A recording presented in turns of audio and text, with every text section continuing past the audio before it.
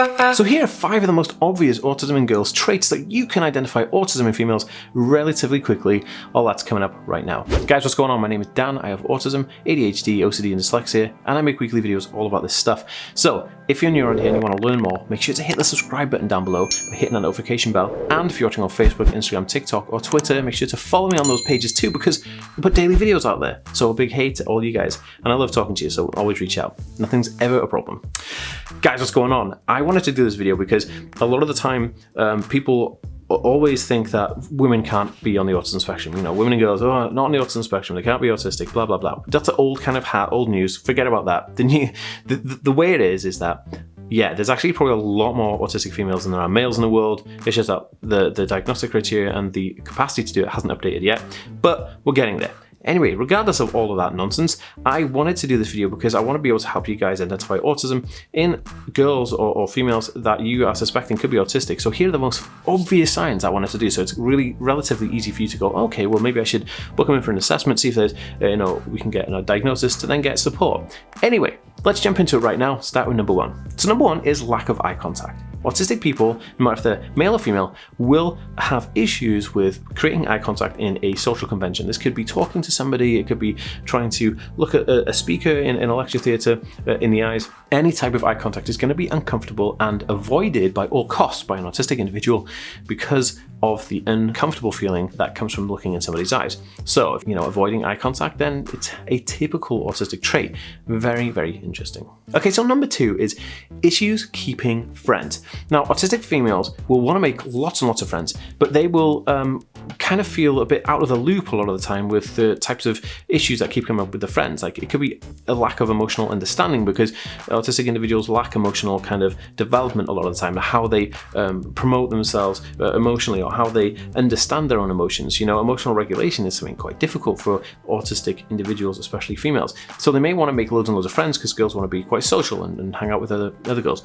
But those girls will have problems and conversations that you may not understand as an autistic female, and then it could cause friction, and then you could just ignore those friends or move on, or they may do the same thing. This is quite common, and you'll see autistic individuals who are female wanting to kind of reach out and make friends, but then also probably only have one friend that will last them their entire life. The rest of them kind of just fizzle out. Very, very common to see this, or obvious sign to see this issue or struggle with making and retaining friends in autism in females. Okay, so number 3 is collecting. Now, autistic females will collect everything that they enjoy. So they might collect all the books of Twilight. They may collect every DVD of the Batman series. They may collect every single hairpin that they've ever had in their entire life. It could be, a collection of scrunchies or shoes.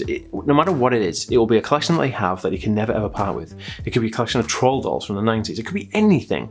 And this is very, very common with autism in females. It could be like that stack of teddy bears that will never ever be played with, but it's on your, in the wardrobe in a spare room collecting dust that your child will never ever separate with because she is on the autism spectrum, and that is part of her collection.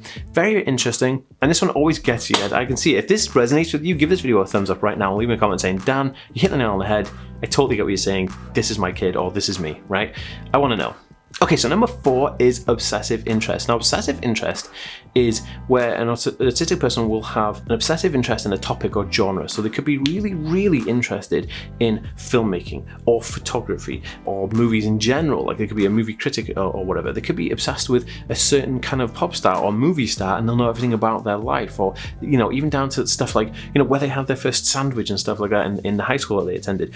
All of those fine details are very much something that will be homed in on someone who has an obsessive interest. And autistic people, especially girls on the spectrum, will have an obsessive interest that they just want to research all the time, talk about all the time, and really just absorb anything they can from that topic of interest. Very interesting.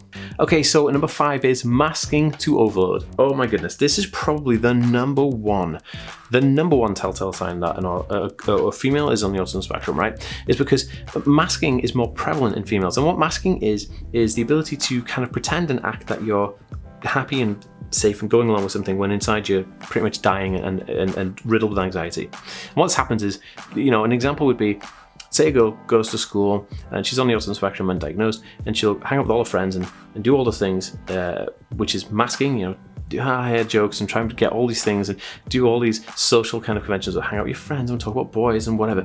And then you come home and crash. You just hit the deck, and you can't cope anymore, you're burst out crying, you're in a mood, you don't want to do any homework, you have no motivation, it just dips right down. That is an overload caused by masking all day. Masking can be used in some good situations where it's a fight or flight or survival technique, but masking all day, every single day, is no good. And this is a telltale sign. If your kid is completely exhausted to the point where they're just completely broken down when they come in from school or anywhere that they've been socializing, this is a telltale sign that they could be on the autism spectrum. Guys, if you are interested, I have a free Autism Life Hacks PDF book at autismhacks.net you can get right now.